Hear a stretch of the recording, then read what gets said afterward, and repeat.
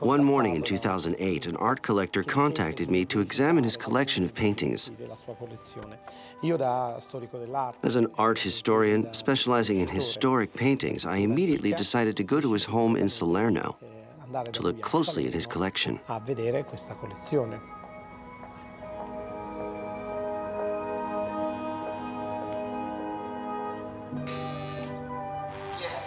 Nicola Barbatelli.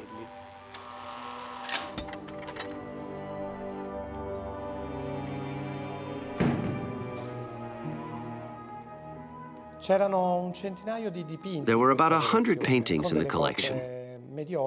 Some works were mediocre, and others quite interesting. At the end of my visit, the collector asked me to look at one particular painting. He showed me a portrait wrapped in a fleece blanket. I'll never forget that moment. He said, "Look at this little painting. It's a painting I want to auction off. Meet Galileo." "What do you mean, Galileo?" I said. "It's Leonardo."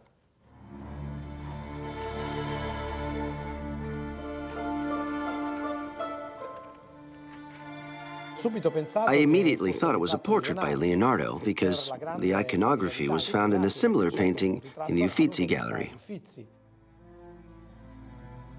This painting, exhibited in Florence's biggest museum, the Uffizi Gallery, was considered for many years to be a self-portrait of Leonardo da Vinci. But in 1938, an expertise proved that it had been painted in the 17th century, 100 years after the artist's death. Therefore, it was a fake. How could the striking resemblance between the two paintings be explained? Could this portrait be the original one, copied in the Uffizi? Could it be the authentic self-portrait by Leonardo da Vinci, believed to have disappeared forever? A great deal was at stake here. There are only a mere 15 paintings by the Tuscan master, and nobody knows exactly what the artist looked like. The potential discovery of a self-portrait by Leonardo da Vinci immediately raised the issue of dating.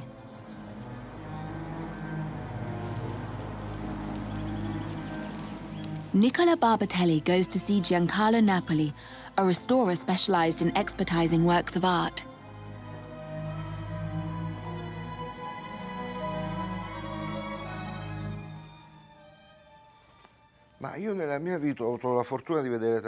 In my life, I have been fortunate to have seen a large number of paintings because I have always worked for major museums and collections.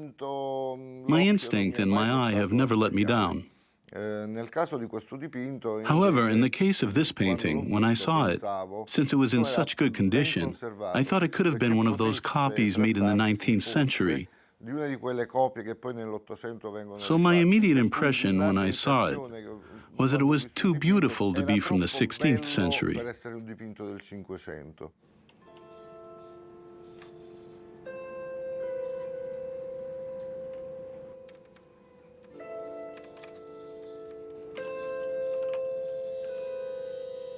Leonardo da Vinci was born in 1452 and died in 1519.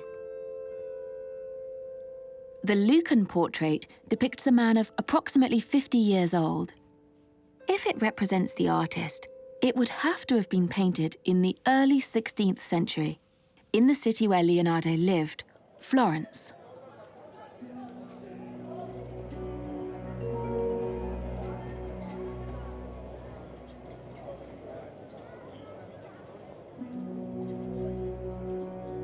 In the 15th century, Florence was the city where an art revolution was brewing, in painting, sculpture, and architecture. It would later become known as the Renaissance.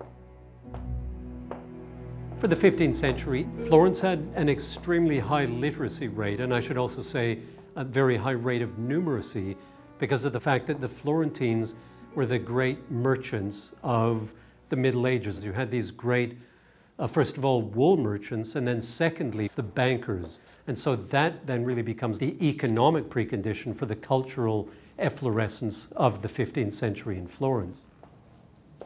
The Florentines had a republic. They felt that they were unique in Italy, at least, in having a kind of self-government. And so if they looked for historical precedents for that kind of government, of course, they would look to the Roman Republic. And so their whole idea of having a renaissance was to bring back the glories of ancient Greece and ancient Rome. The Medici dynasty was at the head of the Florentine Republic. They were bankers and art lovers. First Cosimo, then the man nicknamed by his contemporaries Lorenzo the Magnificent. Lorenzo was passionate about architecture and poetry. He contributed to the protection and promotion of many artists, including Botticelli, Michelangelo, or Leonardo da Vinci. One of the most important workshops in Florence was that of the sculptor and painter Andrea Verrocchio, a protégé of the Medicis.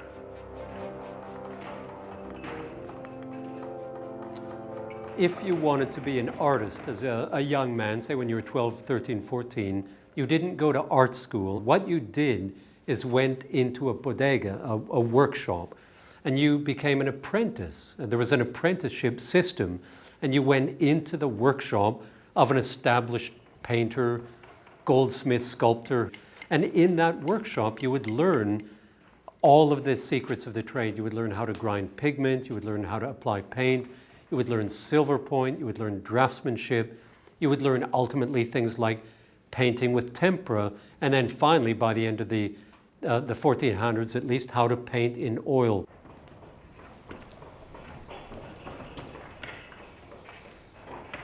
Young Leonardo da Vinci began his apprenticeship at the Verrocchio Bottega in 1467 at the age of 15. He started off drawing and painting, but also learned sculpture, architecture, and mechanical arts.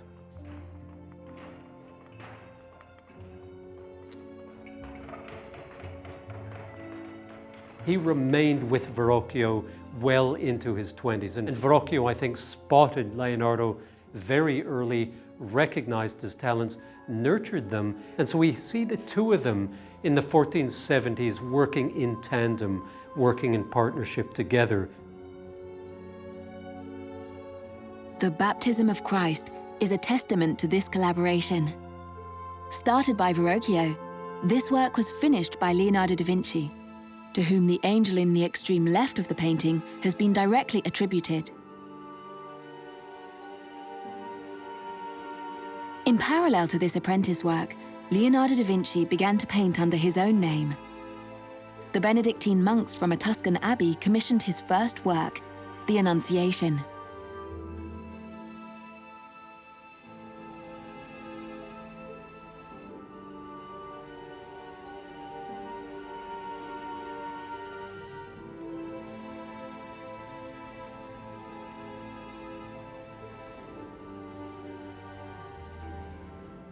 One of the fascinating things about the Annunciation is that we get a glimpse here of Leonardo at the start of his career. Even then, as a young man, he wanted to get everything right. He wanted to get the perspective of the hills right. So it was a convincing representation of what perhaps the Tuscan hills would have looked like. And crucially, also, the wings of the angel of the Annunciation. These are the wings of someone who has looked at the wings of birds. I think Leonardo da Vinci's angel has a much better chance of flapping and flying and landing than that of any other angel that came before. In 1476, while Leonardo da Vinci was still working at his master's workshop, he received a commission for his first portrait of Ginevra da Benci, the daughter of one of Florence's most powerful families, close to the Medicis.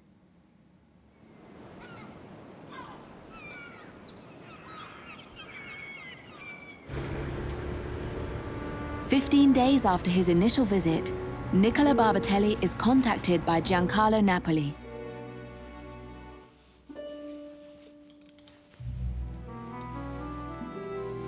The restorer has finished cleaning the painting.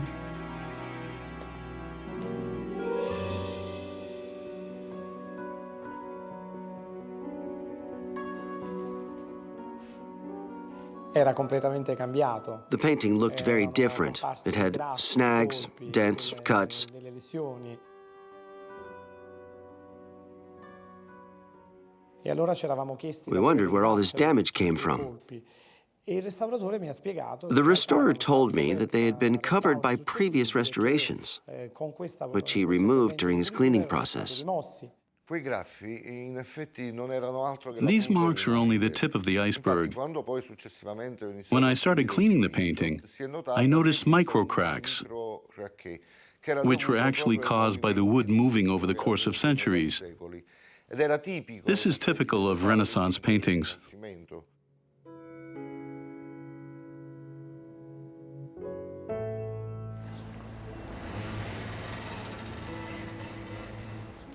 The restorator's conclusions are encouraging. But to confirm that the painting is definitely from the 16th century, it needs to undergo further investigation. This is the beginning of a major investigation, which will take the Lucan portrait across Europe.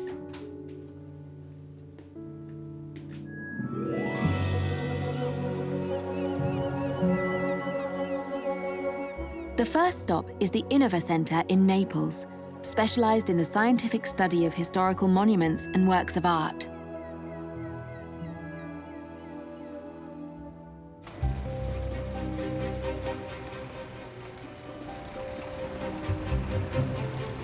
The Lucan portrait was given to Giovanni Paternoster, an expert in X-ray analysis. This technique makes it possible to determine the precise age of the pigments that were used.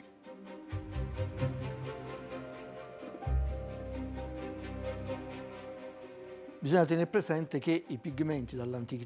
must bear in mind that from antiquity through the end of the 18th or 19th century, pigments basically didn't change. They were mineral pigments or sometimes vegetable or animal-based. It was only from the 18th or 19th century onwards that synthetic or organic pigments were developed. Right off the bat, one element of the portrait, the white feather decorating the hat, intrigues the researchers. Its extreme whiteness seems to indicate that it was painted with a synthetic pigment. It could prove that the painting doesn't date from the Renaissance. To be sure, the experts X-ray the entire painting. Let's look at the graph of the cheek. There you have it. You can clearly see the presence of antimony. There's no pewter, and lead is very present.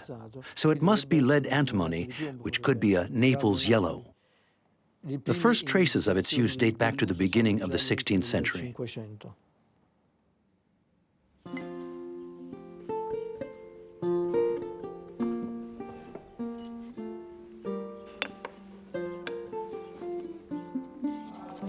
Naples yellow, vermilion red, indigo blue, or azure green. These sometimes toxic substances were prepared by the apprentices. They were mixed with egg to obtain paint referred to as tempera grassa, which will progressively be replaced by oil painting at the end of the 15th century.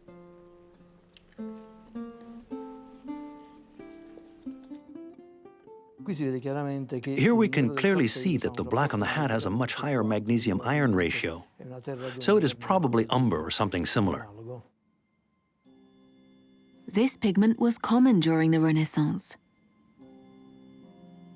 But what about the feather? Its pigment is made of titanium dioxide, which wasn't introduced until the beginning of the 20th century. This means that the feather was painted at a later date, probably during a restoration.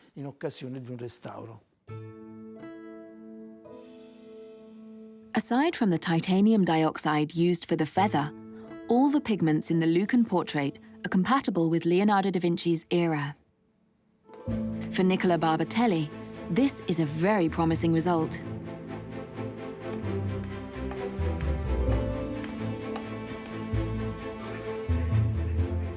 He decides to pursue his analysis with Filippo Terrassi, a physics professor. It is time to examine the painting's base. the wooden panel is X-rayed.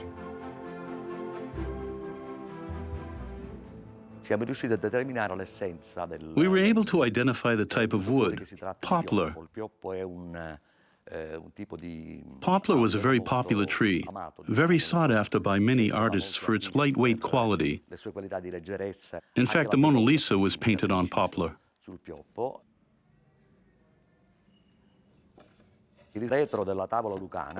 The back of the Lucan portrait was made up of pieces connected by an ingenious assembly system using butterfly joints. This type of assembly requires a certain level of botanical and technical knowledge because the goal is to avoid warping the wood, which could affect or ruin the paint.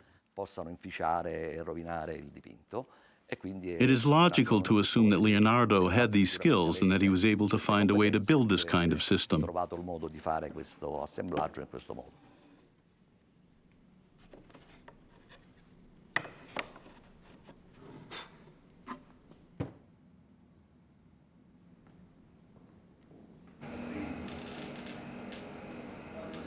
Professor Terrassi uses carbon-14 dating to date the painting's wooden base.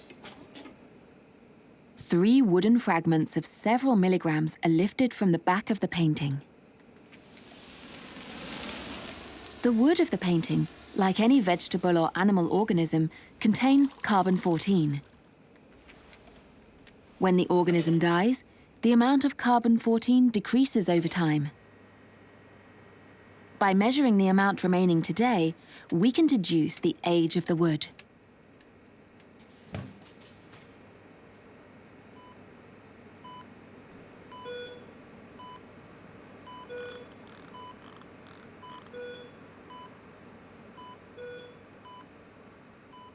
It is important to note that carbon-14 dating does not establish when the panel was used as a base for a painting. The information collected pertains to the growth period of the tree that the wood comes from, and the period that we identified is somewhere between 1474 and 1517. The scientific analysis of the Lucan portrait through X-rays and carbon-14 dating confirms that the painting dates from the Renaissance, at the end of the 15th century or very beginning of the 16th century. This means it was painted during Leonardo's lifetime. In 1481, Leonardo da Vinci was commissioned by the Augustinian convent at San Donato in Scopito to paint an Adoration of the Magi. It was his first big commission. He had 30 months to complete the work. If you were a painter, you really had to wait for someone to come to you, hopefully a very wealthy businessman, maybe a band of monks, maybe, if you were very fortunate, the Pope or a cardinal. They would come to you and say, my mortality is weighing on me. I have a tomb in a chapel in this church, and I want to have it decorated. I want a statue in it, I want a fresco in it, and I want you to do an altarpiece for it. Throughout the 15th century, Florence's chapels were decorated with frescoes. Fra Angelico, Masaccio, Ghirlandaio, Filippino Lippi, commissions abounded for Florentine artists. For the most part, what you were given was a set of rules, things that you were going to do. And of course, usually the hard and fast rules, the 3 things that were absolutely key were the subject matter, virgin, a child, crucifixion, whatever it was going to be, the amount you were paid, and that payment would include what you had to spend on materials. And then thirdly, and this was a crucial one, the deadline.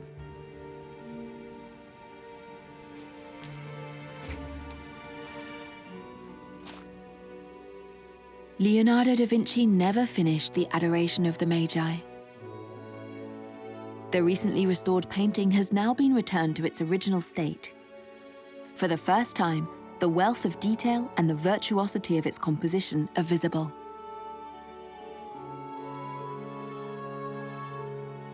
The artist managed to give each character the appearance of movement, while drawing the viewer's attention to the Virgin and Child at the center of the painting.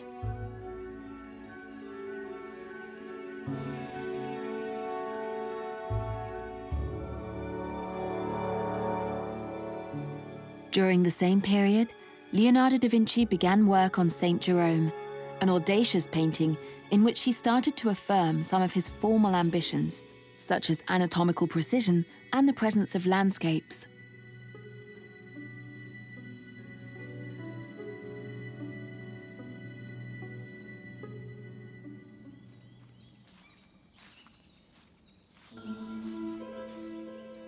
In 1482, Leonardo da Vinci set off for new horizons. At 30, he left his native Tuscany for Milan in the court of the Duke Ludovico Sforza.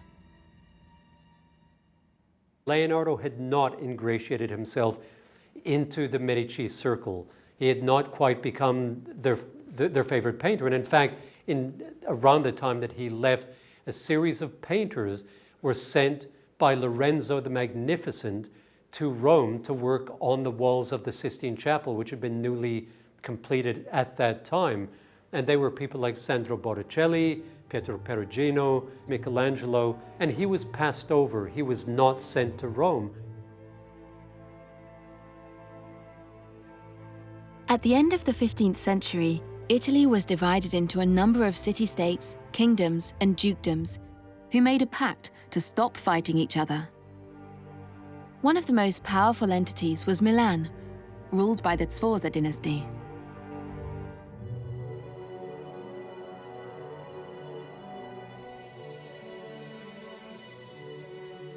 Eager to be hired at Ludovico Sforza's court, Leonardo da Vinci highlighted his versatility and skills.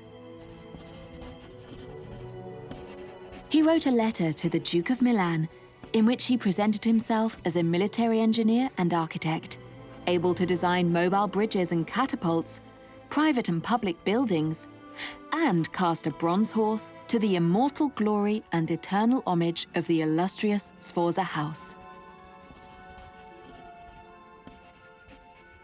He really wanted to go to a court to someone who had deeper pockets and was on a stronger financial footing, someone like Lodovico Sforza, the most powerful man in Italy at this point, and he wanted to work with him and get commissions. The Florentine painter was welcomed with open arms by the Duke, whose court was lacking renowned painters and sculptors. He stayed in Milan for nearly 20 years. He worked as a military engineer and architect and contributed to the Navigli, the network of canals that made navigation through the Duchy possible. He painted a major work, the fresco of the Last Supper.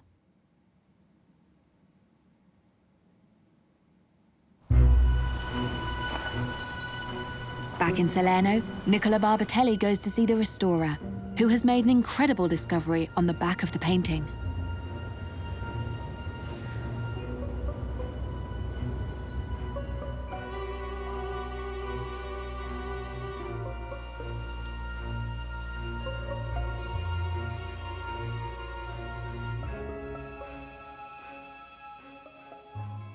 During the cleaning process, the words Pinxit Mea appeared written backwards.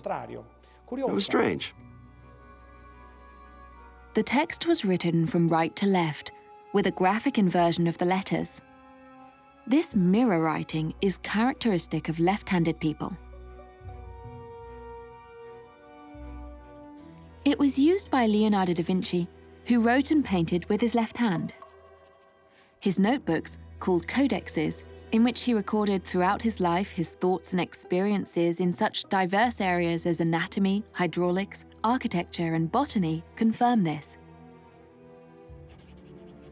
Thousands of handwritten pages are systematically written backwards.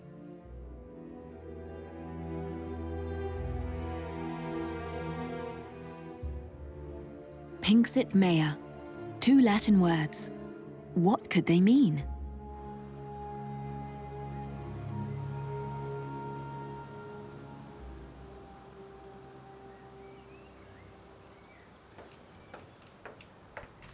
In Vinci, the artist's native village, Peter Hohenstadt, an expert on Leonardo, goes to the library which holds exact reproductions of the Tuscan master's codexes. Pinxit Mea, it's a text which the Latin is not 100% correct. it could be very easily read. Mea means probably myself, yeah, could be, yeah, and Pinxit, he has painted myself, could be a play, yeah, to saying that I is the one who's talking, but is also the one who is on the painting. But the Latin translation doesn't really support it perfectly. We know that the artist wrote most of the time in Tuscan dialect. The illegitimate son of a Florentine notary, he couldn't attend the university.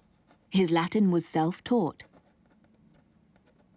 Could his limited knowledge of Latin explain the strange grammatical form of Pinxit Mea?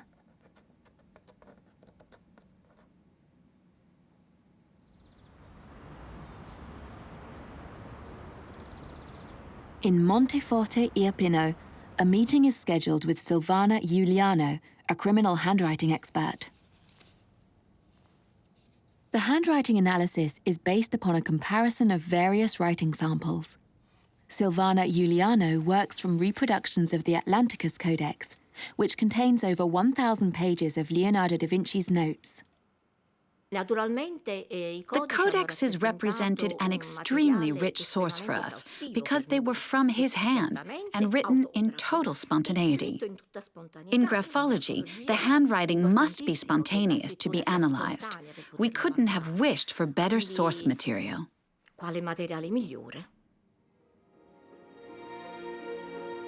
Each letter is blown up to 40 to 100 times. Each letter is blown up 40 to 100 times with a microscope, so its characteristic details can be studied. These details are the product of fleeting and spontaneous gestures, which are beyond the writer's control. They make each writing sample unique and identifiable. These characteristics, these minute details that we come across in certain letters, were evaluated and compared with the Pinxit Mea letters, which reproduce the same specificities. Let's say that the codexes reinforced our conviction that Pinxit Mea was very likely written by Leonardo himself.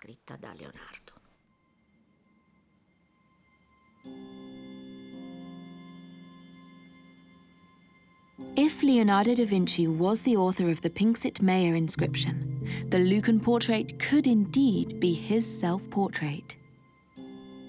It portrays a man in his early 50s. The painter was born in 1452, and the Lucan portrait could have been painted around 1500.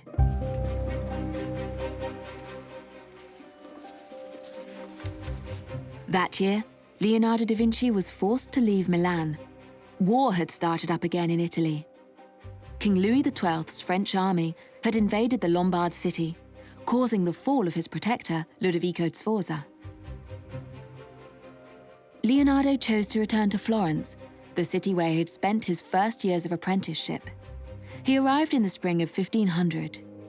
20 years had gone by. The Tuscan city had changed a great deal. The Medicis were no longer in power. At 50, the artist had to start all over again. He hoped he would still find some support in Florence. Very kindly, one of his friends, someone that he knew when he lived in Florence previously, Filippino Lippi, handed him a commission that he was given, the Virgin and Child with St. Anne, really helping him out financially, helping him find his feet in Florence and begin to remake his reputation. In some ways, what this little parable tells us is that the patrons were less concerned about who did it than they were about what was going to be in the painting. That they had a template, they had the idea of what they wanted in the altarpiece, and it might have been any one of a dozen people who could have done it for them. Leonardo da Vinci never completed his altarpiece. He only did a preliminary sketch, which has unfortunately disappeared. But the artist worked his whole life on the theme of St. Anne, the Virgin and the Child. 2 ink drawings, a painting at the Louvre Museum, and lastly, a charcoal sketch enhanced with white, allow us to imagine what the first drawing must have looked like.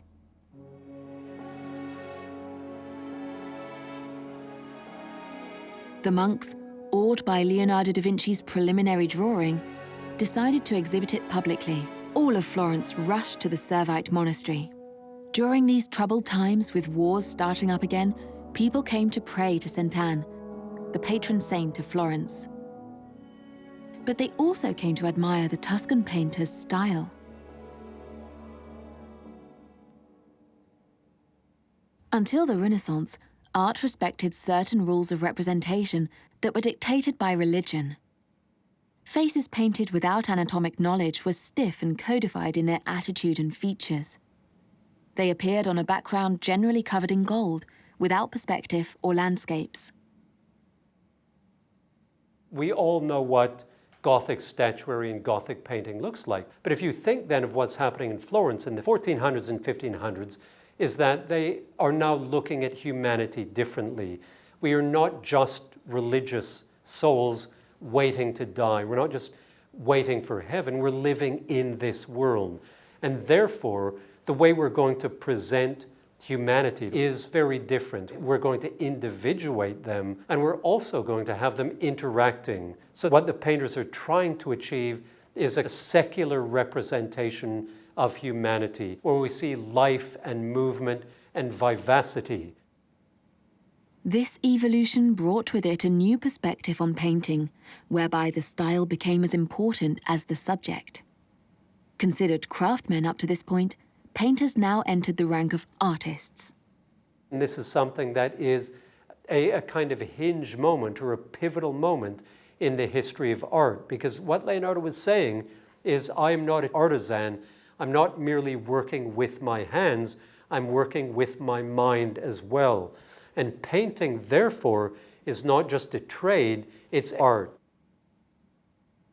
He was one of the first to demand creative freedom vis-à-vis his patrons, as witnessed in the painting The Virgin of the Rocks, commissioned in 1483 in Milan by the Confraternity of the Immaculate Conception. Leonardo went away and worked for the next 9 months or a year and seems to have ripped up the contract because he painted something absolutely and completely different. He painted what he wanted to paint. And I think this is one of the first times in artistic history we've seen this, where an artist has laid out chapter and verse what he is to paint, and he completely ignored it. And when the dispute arose, Leonardo said, I, as the painter, as the artist, know the way this should be done, and you are wealthy businessmen, don't talk to me about art. Painting is an intellectual process first and foremost, one which feeds off all sciences. It is a cosa mentale, a mental activity, as Leonardo da Vinci would say. Behind the softness and finesse of the characters and the enigmatic landscapes lies a body of knowledge and intellectual processes compiled before starting to paint. He was interested in representation of reality, how I can make it that this painting looks as close as when I look in the world. This was his challenge. How does one create the illusion of distance between elements? How can one represent the floating sensation that accompanies this distance? Leonardo da Vinci perfected sfumato, a painting technique that blends the edges and allows the eye to move smoothly from foreground to background.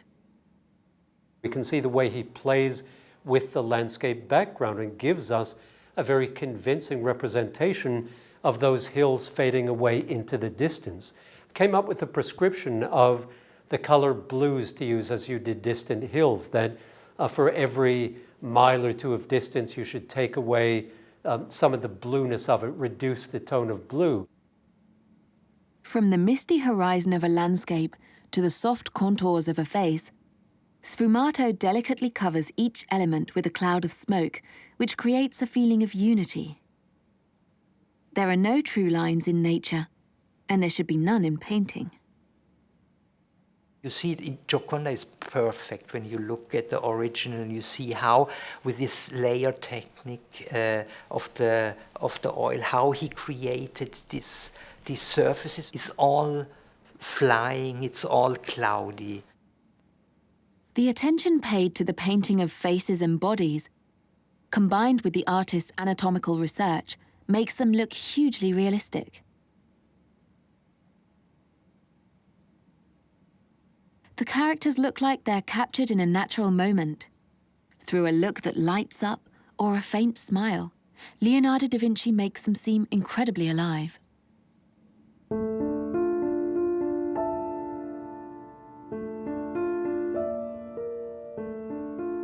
Can we find in the Lucan portrait these qualities associated with Leonardo da Vinci's painting? Is it possible that the man who painted the Mona Lisa also painted this portrait?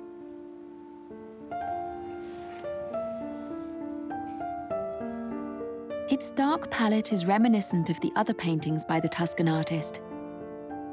If one compares the Mona Lisa with other portraits of his contemporaries, one is struck by the presence of chiaroscuro, which contrasts with the bright colours of Renaissance painters. When looking at the portrait from up close, one can admire the transparency of the skin, the little hollow of the cheeks, which implies a slight age-related drooping of the tissues. It is the mark of an artist who most certainly studied anatomy, like Leonardo da Vinci. The acute attention to detail that the artist glorifies in this painting, the jaw muscles, including the slight indent in the cheek, the curls of the beard, practically drawn hair by hair with extraordinary care. Especially the way the hair is painted. This is typically his quality. But what most captures our attention in this portrait are the eyes. One is seized by this look that seems to follow the viewer wherever he may be standing. A gaze in motion, reminiscent of the Mona Lisa.